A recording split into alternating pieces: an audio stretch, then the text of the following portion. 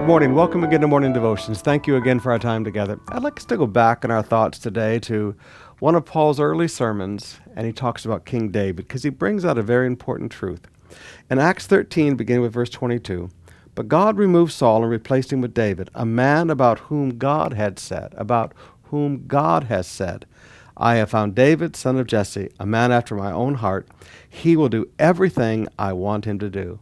Now I want you to notice, God had said. This is what heaven said about David. Now you say, well, Pastor Sumrall, David committed sin with Bathsheba. He had her husband murdered. Look at all the da-da-da-da. Yeah. It is amazing to me how people remember the thing you did wrong, and they don't remember a lifetime of what you did right. I was recently reading a Facebook thing that one of our young people forwarded to me, and it was a professor who wrote a series of equations on the board, and the first one was wrong, but all the rest of them were right. And the students couldn't see all the right because all they could see was the wrong. And he explained to them, this is the fact of life. People will always look at the one thing you did wrong and not see all of the wonderful things you did right. People today, all they want to do is look at David and say the one thing he did wrong, which most scholars say took place in about a 3-month period. So it's 3 months out of a lifetime. He screwed up. Now, he screwed up big time. I make no excuses for that. But this is the truth I want you to get.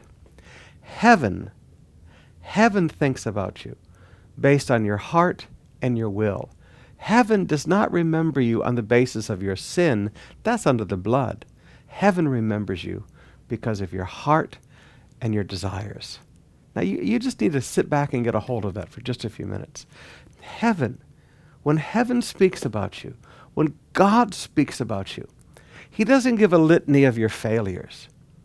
When heaven speaks of you, heaven says of you, look at the desires of their heart.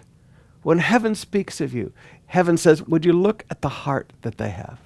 Heaven doesn't bring up all of your past. It's under the blood. Heaven looks at your desires and your heart. And when heaven speaks of you, it doesn't speak of the one screw up in your life. It speaks of your heart and your desires. Now, I don't say that in any way to excuse people's sinful lives, please. But I say that for some of you that have lived wonderful lives before God.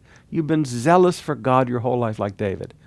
And you had one mess up, one Galatians 6 slip up in your life. And the devil beats you with the condemnation of that thing like a stick. And you just need to let your heart expand a little bit and realize people might speak of me on the basis of my one failure. But when heaven speaks of me, it speaks of my heart and speaks of my desire for God.